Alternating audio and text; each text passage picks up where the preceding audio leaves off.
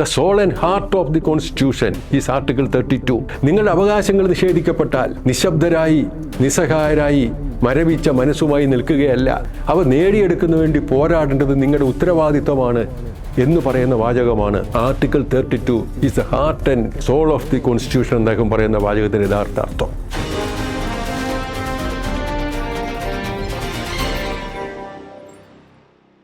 B.R. Ambedkar, ഭരണഘടനാ ശില്പികളിൽ ഏറ്റവും പ്രമുഖൻ, constituent അസംബ്ലിയിലെ drafting കമ്മിറ്റിയുടെ ചെയർമാൻ, ഒരു കാലത്തും ഇന്ത്യക്കാരന് മറക്കാനാവാത്തൊരു നാമമാണ്.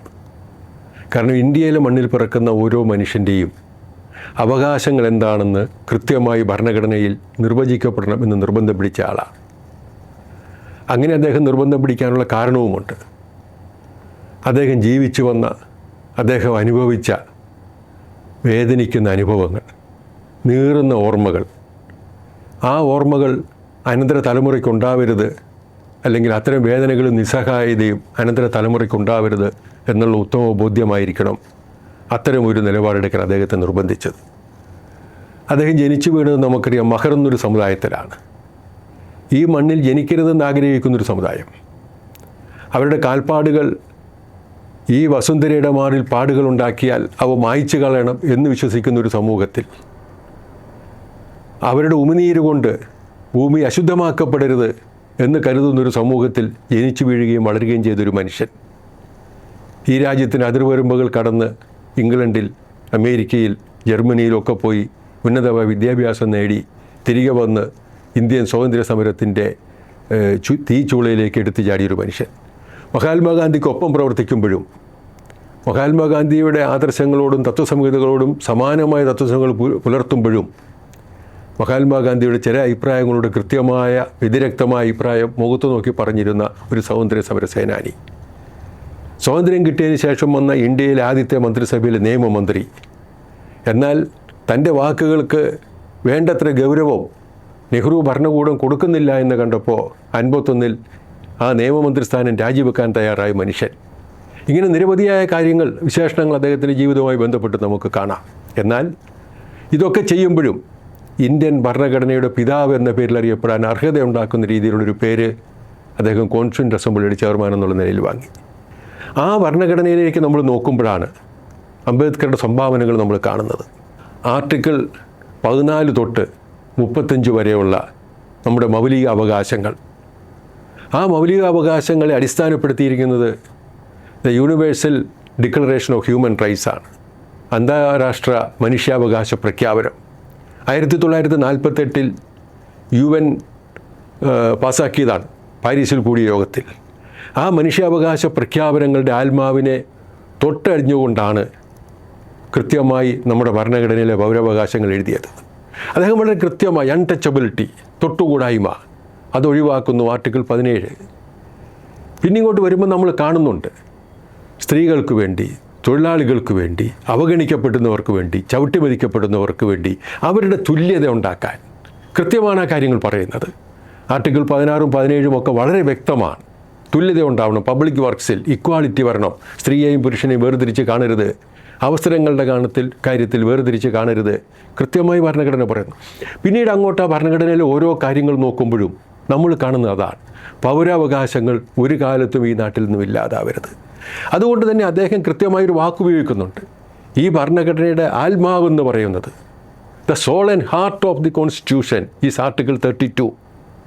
ഈ ഭരണഘടനയിൽ എഴുതി വച്ചിരിക്കുന്ന പൗരാവകാശങ്ങൾ, മൗലിക അവകാശങ്ങൾ ഏതെങ്കിലും ഒരു മനുഷ്യന് നിഷേധിക്കപ്പെട്ടാൽ ഹൈക്കോടതിയിലോ സുപ്രീം കോടതിയിലോ പോവാൻ പൗരന് നേരിട്ട് അധികാരം കൊടുക്കുന്ന ആർട്ടിക്കിൾ 32.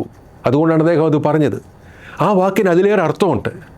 നിങ്ങളുടെ അവകാശങ്ങൾ നിഷേധിക്കപ്പെട്ടാൽ നിശബ്ദരായി നിസ്സഹായരായി മരവിച്ച മനസ്സുമായി നിൽക്കുകയല്ല, അവ നേടിയെടുക്കുന്നതിന് വേണ്ടി പോരാടേണ്ടത് നിങ്ങളുടെ ഉത്തരവാദിത്വമാണ് എന്ന് പറയുന്ന വാചകമാണ് article 32 is the heart and soul of the constitution എന്നദ്ദേഹം പറയുന്ന വാചകത്തിൻ്റെ യഥാർത്ഥ അർത്ഥം.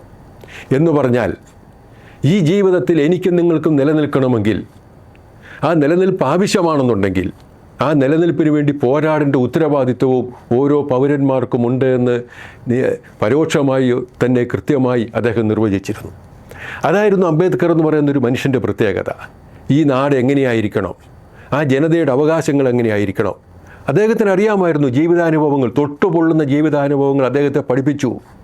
അദ്ദേഹത്തിന് ചുറ്റുമുള്ള സമൂഹത്തിലെ ജീവിക്കുന്ന ആത്മാക്കൾ അദ്ദേഹത്തിനോട് പറഞ്ഞു, നമ്മൾ ഒന്നല്ല, നമ്മൾ ഒരുപോലെയല്ല, അസമത്വങ്ങൾ നിറഞ്ഞു നിൽക്കുന്നു, സമത്വമാണ് ഏറ്റവും പ്രധാനപ്പെട്ടത്.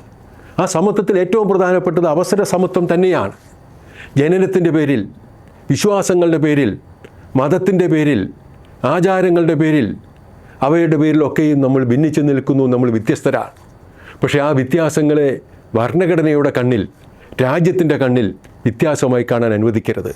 ആ വ്യത്യാസങ്ങൾ ഇല്ലാതാക്കിയെടുക്കാൻ, ആ വ്യത്യാസങ്ങളെ മാറ്റി ഒരുപോലെ സമൂഹത്തെ കാണുന്ന ഒരു സംവിധാനം ഈ നാട്ടിലുണ്ടാവാൻ, അതായിരിക്കണം ഇന്ത്യ എന്ന് സ്വപ്നം കണ്ട ആ സ്വാതന്ത്ര്യ സമര കാലഘട്ടത്തിലെ സമര നായകരുടെ ജീവിതം നഷ്ടപ്പെടുത്തിയ ആ വലിയ മനുഷ്യരുടെ സ്വപ്നങ്ങളിലെ സ്വതന്ത്ര ഇന്ത്യ എന്തായിരിക്കണമെന്നുള്ളതിനെപ്പറ്റി കൃത്യമായി ഭരണഘടനയിൽ എഴുതി വെച്ച മനുഷ്യനാണ് B.R. അംബേദ്കർ.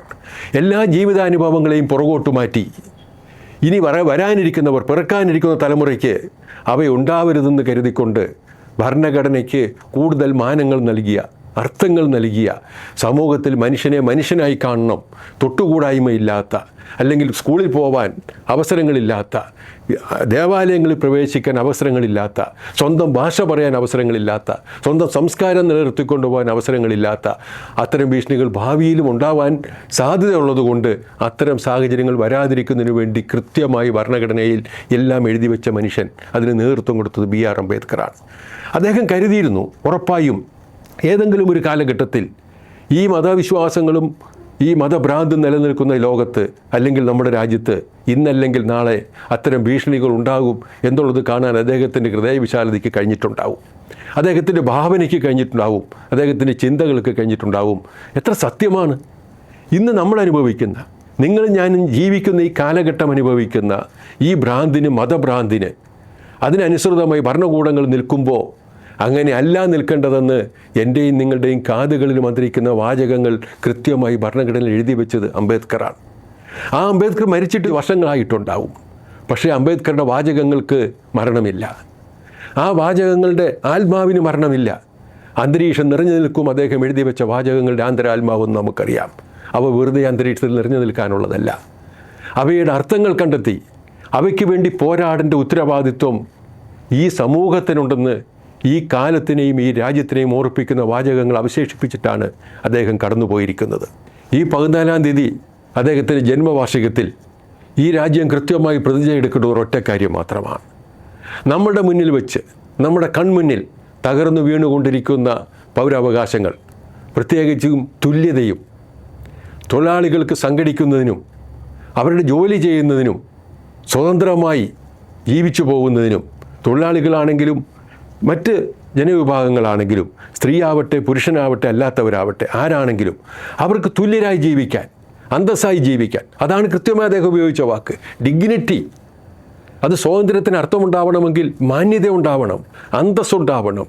മനുഷ്യൻ്റെ അന്തസ്സിനെയും അവൻ്റെ സ്വാതന്ത്ര്യത്തെയും കൃത്യമായി നിർവചിച്ച ആ ഭരണഘടനാ ശില്പിയുടെ സ്മരണകൾക്ക് മുന്നിൽ ശിരസ് നമിക്കുമ്പോൾ അദ്ദേഹം നമുക്ക് നേരെ കാണിച്ചു തന്നിരിക്കുന്ന അദ്ദേഹത്തിൻ്റെ വിരൽത്തുമ്പിൽ നിന്ന് നോക്കിയാൽ നമ്മൾ മുന്നോട്ട് കാണുന്നൊരു ലോകമുണ്ട്. ആ ലോകം സ്വാതന്ത്ര്യത്തിൻ്റെതാവണം, തുല്യതയുടേതാവണം, സാമൂഹ്യ നീതിയുടേതാവണം. ആ വാക്കുകളാണ് നിശബ്ദമായ ഭാഷയിൽ B.R. അംബേദ്കർ എന്ന് പറയുന്ന ഭരണഘടനാ ശില്പി എന്നോടും നിങ്ങളോടും മന്ത്രിക്കുന്നത് എന്ന് വളരെ വ്യക്തമാണ്. അവയെ മറക്കാതിരിക്കാൻ, അവയെ ഹൃദയത്തിലേറ്റിക്കൊണ്ട് മുന്നോട്ട് പോകാൻ നമ്മുടെ നാടിനും നമ്മുടെ കാലഘട്ടത്തിനും കഴിയും എന്നുള്ള ഉറച്ച വിശ്വാസത്തിൽ അംബേദ്കറുടെ സ്മരണകൾക്ക് മുന്നിൽ ഞാൻ ശിരസ്സ് നമിക്കും.